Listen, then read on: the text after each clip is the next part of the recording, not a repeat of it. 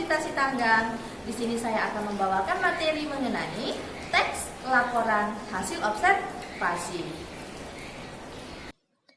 Pengertian teks laporan hasil observasi.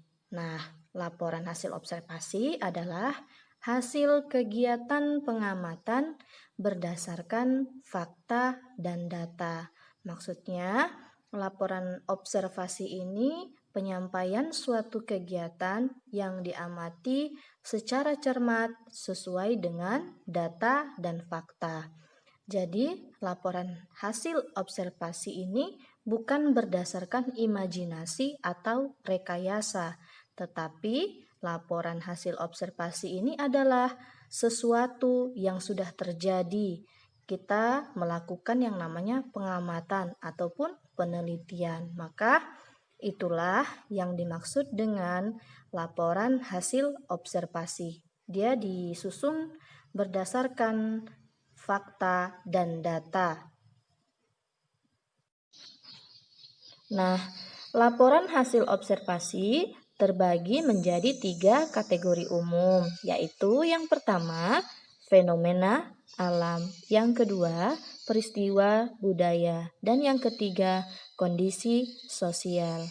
Nah, fenomena alam ini meliputi hewan, tumbuhan, dan keadaan lingkungan. Sedangkan peristiwa budaya meliputi bahasa, seni, dan adat istiadat. Dan yang terakhir, kondisi sosial. Kondisi sosial ini meliputi transportasi, hukum, dan pendidikan. Jadi banyak kategori dalam 3 kategori umum pada teks laporan hasil observasi.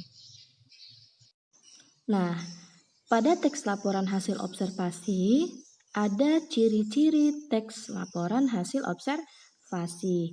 Ciri-ciri yang pertama adalah mengandung fakta.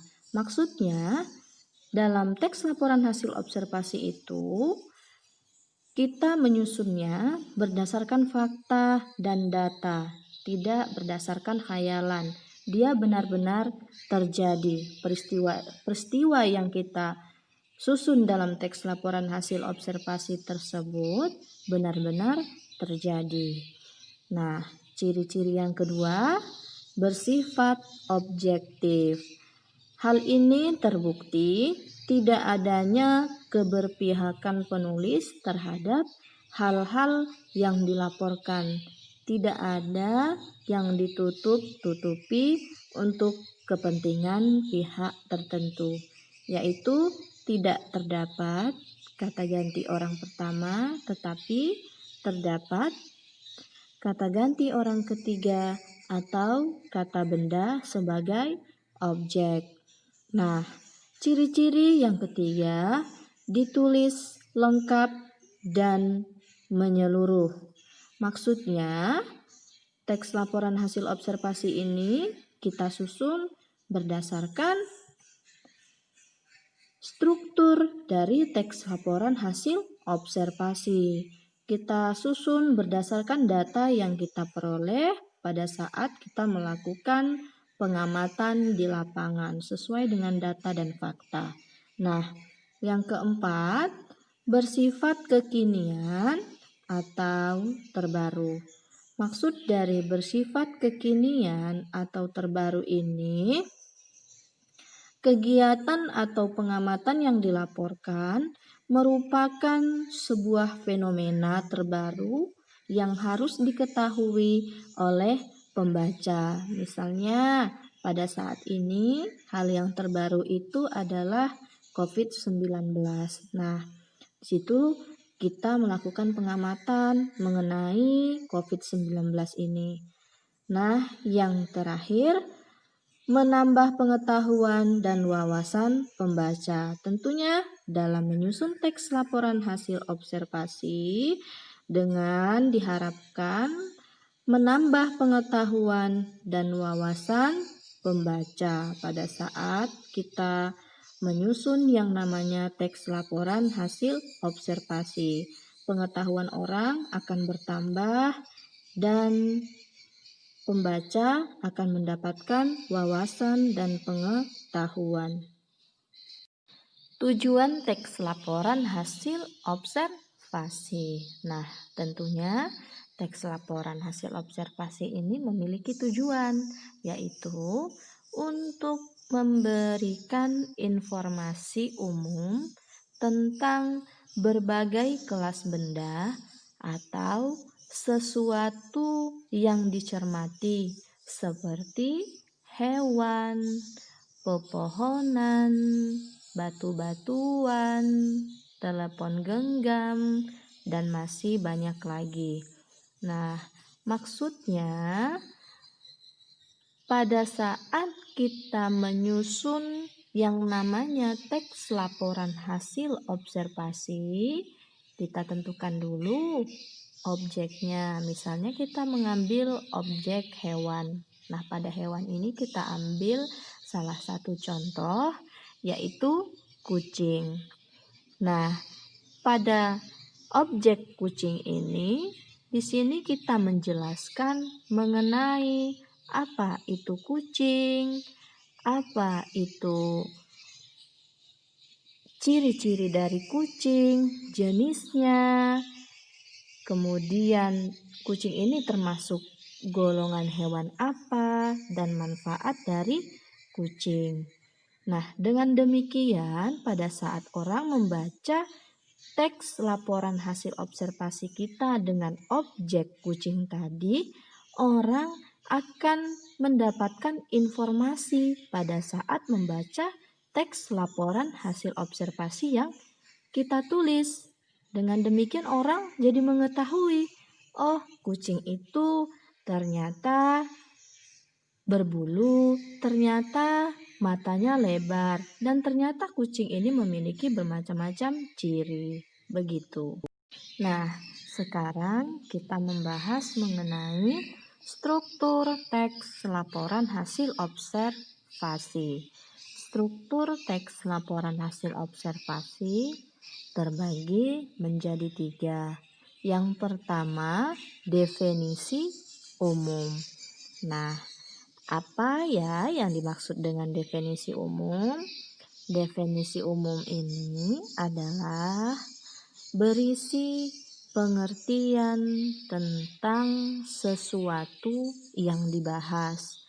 Maksudnya, kita menjelaskan mengenai objek yang kita bahas, seperti pengertian dari suatu objek atau definisi dari suatu objek yang akan kita bahas.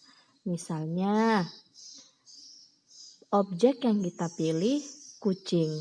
Nah, pada definisi umum, kita harus menjelaskan objek itu apa.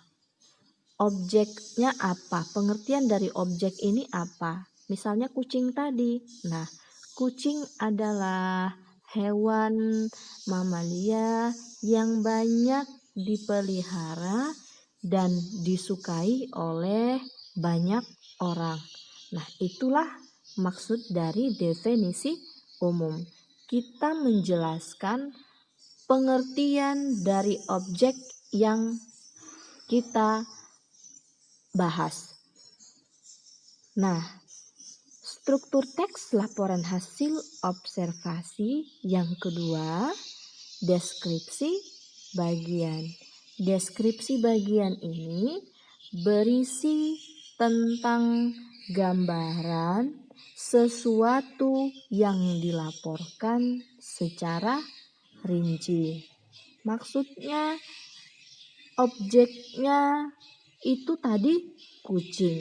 Nah, pada deskripsi bagian ini, kucing tersebut kita rincikan gambaran dari objek tersebut.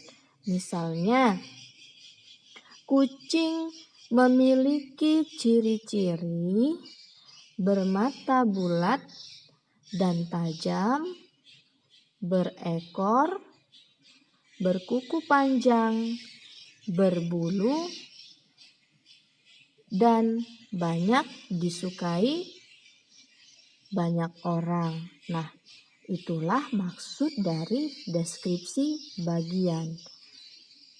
Kita rincikan mengenai objek yang kita bahas. Gambaran-gambaran dari suatu objek itu apa? Seperti kucing tadi, ciri-cirinya ataupun fungsinya. Ataupun kucing ini terbagi dari beberapa jenis. Misalnya ada kucing dari luar, ada kucing kampung. Misalnya kalau kucing yang dari luar, Anggora, begitu. Jadi itulah maksud dari deskripsi bagian. Kita rincikan objek yang kita bahas. Nah, sekarang deskripsi manfaat. Deskripsi manfaat ini berisi manfaat atau kegunaan dari sesuatu dari yang dilaporkan. Maksudnya, objek yang kita amati ini tentunya memiliki manfaat. Seperti contoh tadi adalah kucing. Kucing ini memiliki banyak manfaat. Manfaatnya ketika kita memelihara kucing, tentunya kucing ini bisa membasmi hama seperti tikus, kucing, tikus, kecoa, dan sebagainya. Nah, manfaat yang lain, misalnya ketika seseorang memelihara kucing, tentunya seseorang akan merasakan kenyamanan tersendiri, misalnya menghilangkan stres, membuat menjadi happy, dan sebagainya. Jadi, itulah dia yang dimaksud dengan deskripsi manfaat. Nah, berikut adalah contoh teks laporan observasi yang berjudul kelapa. Nah, kelapa ini merupakan objek. Pada struktur teks laporan hasil observasi yang pertama itu adalah definisi umum. Nah, pada contoh teks laporan observasi yang berjudul kelapa ini, definisi umum ini terletak pada kata merupakan dan adalah. Karena definisi umum ini adalah penjelasan mengenai pengertian dari suatu objek. Nah, itulah dia mengapa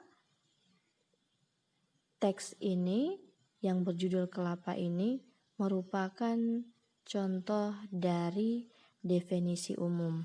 Karena pada paragraf tersebut menggunakan konjungsi merupakan dan adalah. Itulah yang menjelaskan mengenai pengertian dari suatu objek yang dibahas, yaitu pohon kelapa. Merupakan dan adalah.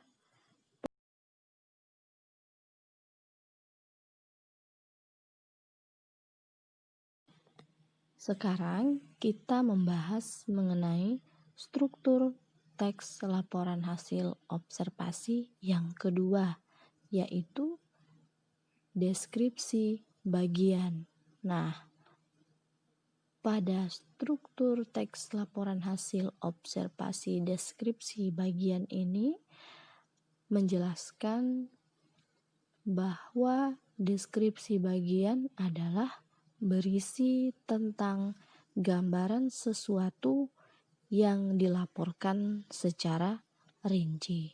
Nah, contoh pada objek kelapa ini, deskripsi bagiannya menjelaskan bagian-bagian dari kelapa, seperti buah kelapa, batang pelepah, dan akar. Buah kelapa terdiri dari kulit luar, sabut, tempurung, kulit daging, daging air kelapa, dan lembaga.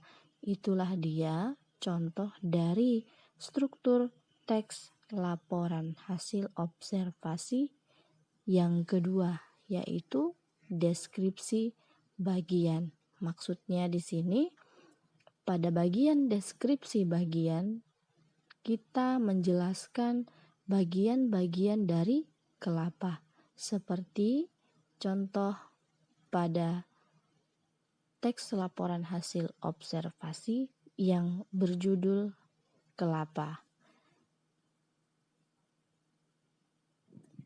Nah, sekarang kita membahas struktur teks laporan hasil observasi yang ketiga, yaitu deskripsi manfaat. Nah, deskripsi manfaat pada objek kelapa ini adalah untuk menyembuhkan penyakit seperti TBC, luka bernanah, wasir, disentri, dan kolera. Jadi, maksud definisi manfaat ini adalah berisi manfaat atau kegunaan dari sesuatu dari yang dilaporkan. Jadi, intinya definisi manfaat ataupun deskripsi manfaat pada teks laporan hasil observasi ini adalah manfaat dari suatu objek. Nah, sekarang kita membahas fungsi laporan hasil observasi. Fungsi yang pertama adalah melaporkan tanggung jawab sebuah tugas dan kegiatan pengamatan. Yang kedua, menjelaskan dasar penyusunan kebijaksanaan, kebutuhan, dan pemecahan masalah dalam pengamatan. Fungsi yang ketiga, sebagai sumber informasi terpercaya. Fungsi yang keempat adalah sarana untuk pendokumentasian. Jadi, inilah fungsi laporan hasil observasi. Nah, pada teks laporan hasil observasi ada sifat teks laporan hasil observasi. Sifat yang pertama adalah bersifat informatif. Yang kedua, bersifat komunikatif. Yang ketiga, bersifat objektif.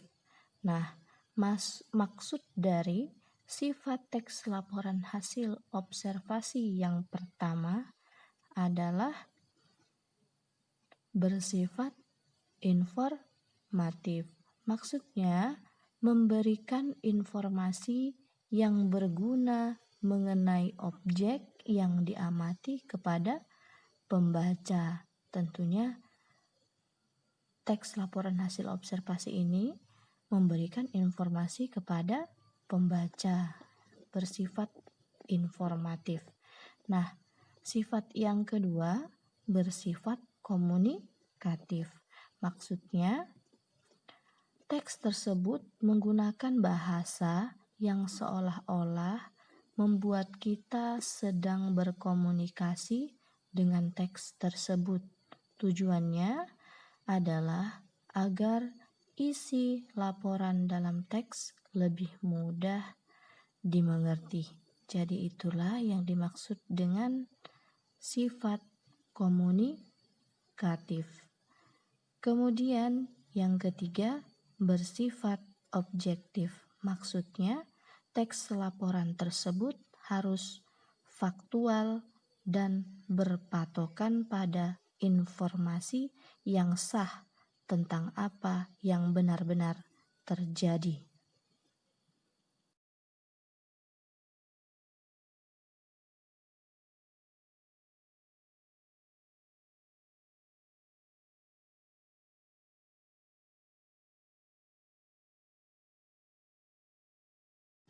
Dalam materi teks laporan hasil observasi, di sini kita akan mengetahui langkah-langkah menulis teks laporan hasil observasi. Langkah yang pertama, menentukan topik dan objek observasi.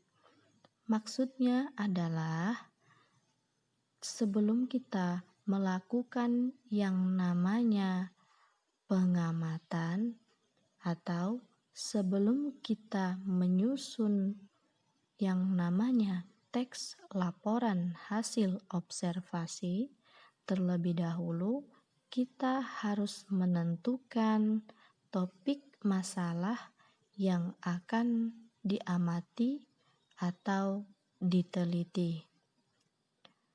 Maksudnya, kita menentukan dulu objek yang akan kita amati. Apakah hewan, tumbuhan, lingkungan alam, kejadian-kejadian alam, atau mengenai hal-hal yang lain. Setelah kita menentukan objeknya, baru kita dapat melakukan yang namanya pengamatan ataupun penelitian. Itulah yang dimaksud dengan menentukan topik dan objek observasi. Kemudian, langkah-langkah teks laporan hasil observasi sebelum kita menulis teks laporan hasil observasi, kita harus menentukan ataupun merencanakan cara menyelesaikan masalah. Nah, di sini kita rencanakan bagaimana cara menyelesaikan masalah pada suatu objek yang akan kita amati. Misalnya dengan kita melakukan persiapan-persiapan seperti melakukan pengamatan pada objek yang akan kita amati. Itulah yang dimaksud dengan merencanakan cara menyelesaikan masalah.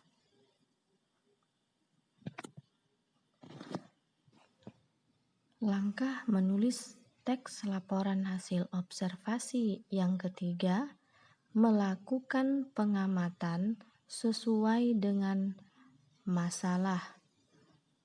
Maksudnya di sini kita melakukan pengamatan sesuai dengan masalah yang kita tentukan.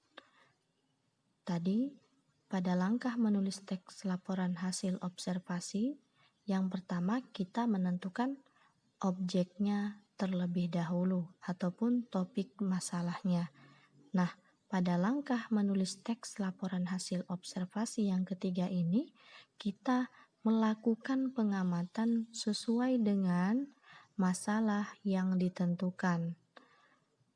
Nah, pada poin ketiga ini ada hal yang perlu diperhatikan ketika melakukan observasi ataupun pengamatan.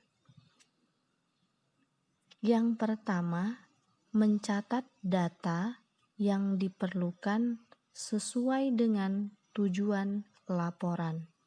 Nah, inilah yang perlu kita perhatikan ketika kita melakukan observasi ataupun pengamatan dengan mencatat data yang diperlukan sesuai dengan tujuan laporan.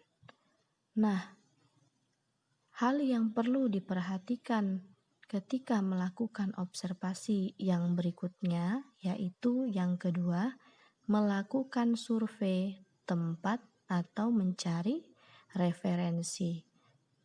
Maksudnya di sini adalah kita berkunjung ke tempat atau ke lokasi di mana kita akan melakukan survei mengenai objek yang akan kita amati. Nah, dengan kita melakukan survei tempat di sini tentu kita bisa mencari referensi dalam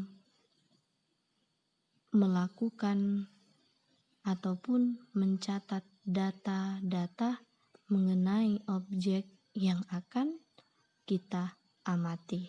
Itulah dia maksud dari melakukan survei tempat atau mencari informasi atau mencari referensi.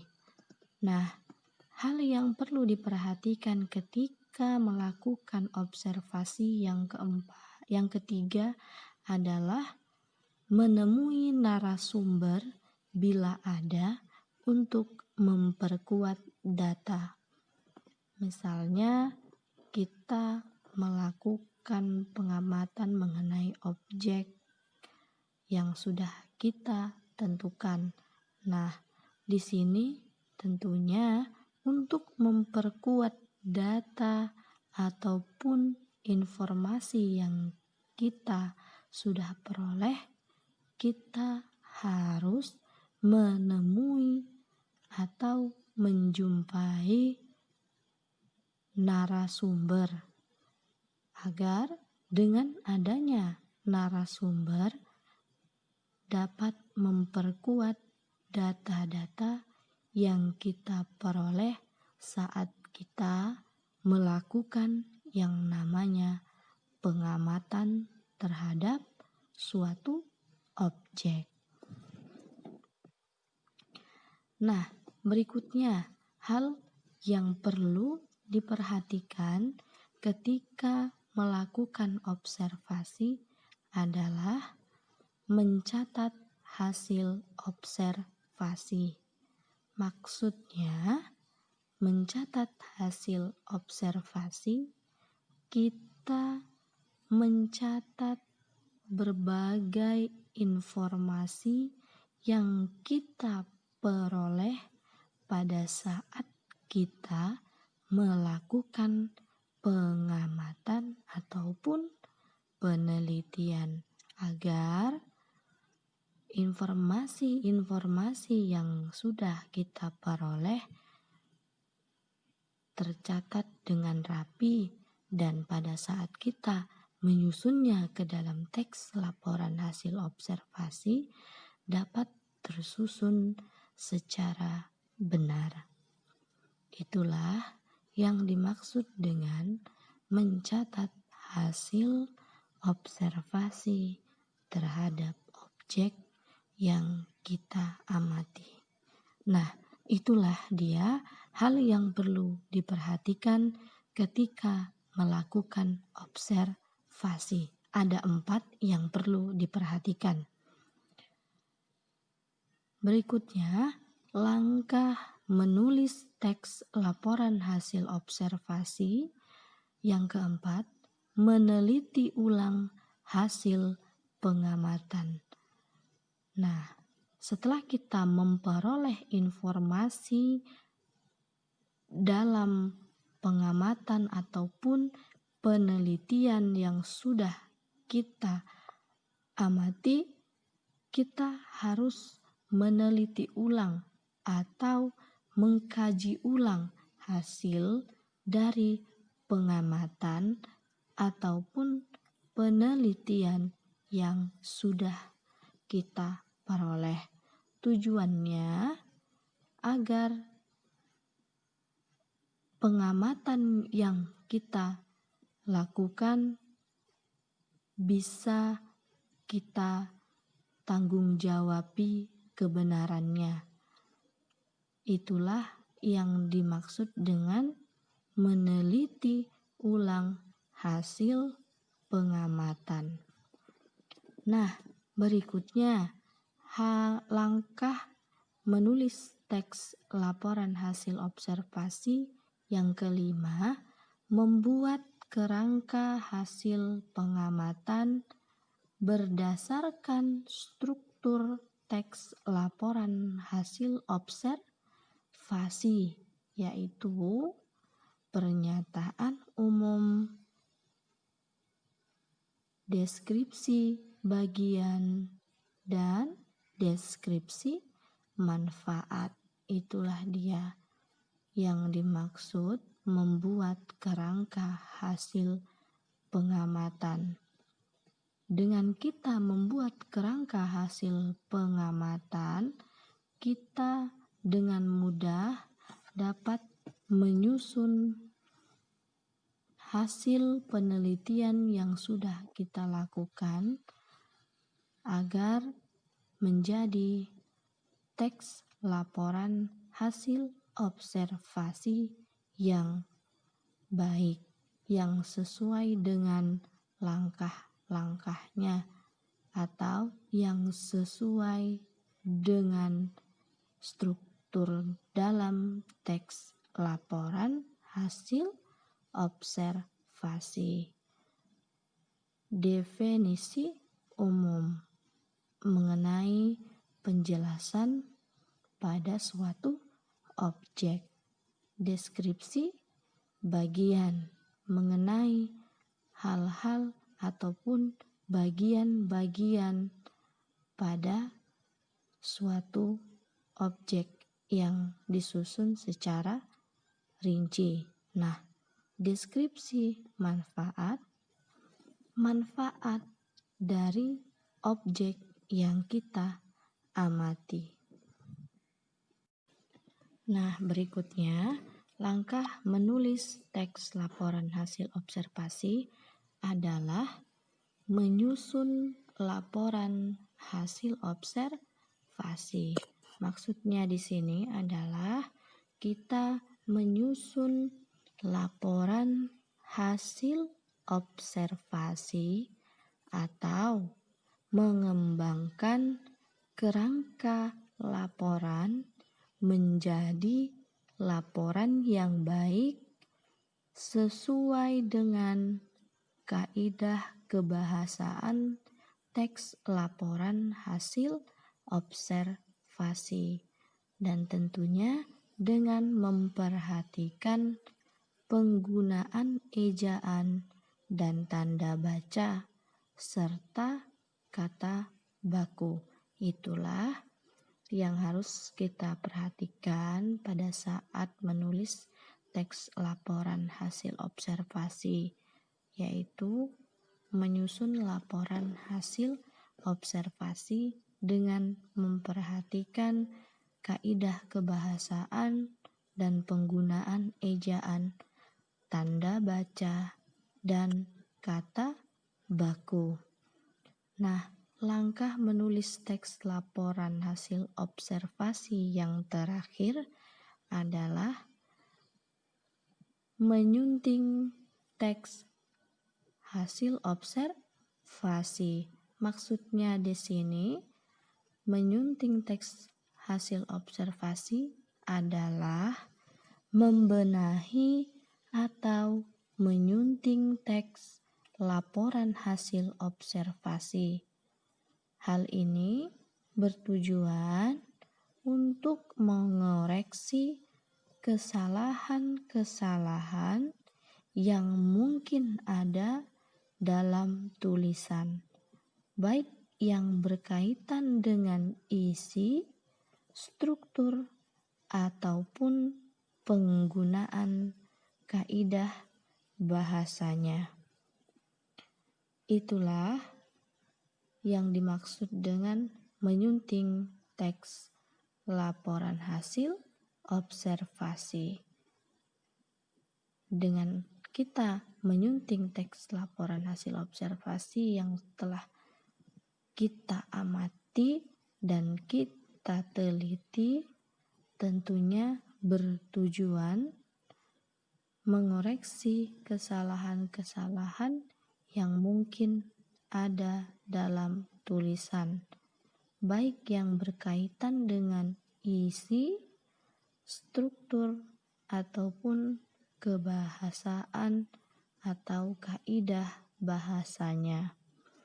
Nah, itulah langkah menulis teks laporan hasil observasi. Langkah-langkahnya ada 1, 2, 3, 4, 5, 6, 7, 8. Ada 8 langkah-langkah dalam menyusun ataupun menulis teks laporan hasil observasi. Nah, sebelum kita menulis teks laporan hasil observasi, kita harus mengikuti ataupun memperhatikan ataupun mempelajari mengenai langkah menulis teks laporan hasil observasi agar teks laporan hasil observasi yang kita tulis dapat tersusun dengan baik sesuai dengan struktur dan kebahasaan pada teks laporan hasil observasi. Dengan kita memperhatikan langkah-langkah menulis teks laporan hasil observasi, di sini kita akan dapat menyusunnya dengan jelas dan secara fakta. Itulah langkah menulis teks laporan hasil observasi. Nah, itulah dia materi mengenai teks laporan hasil observasi. Semoga bermanfaat untuk menambah wawasan kita semua. Terima kasih.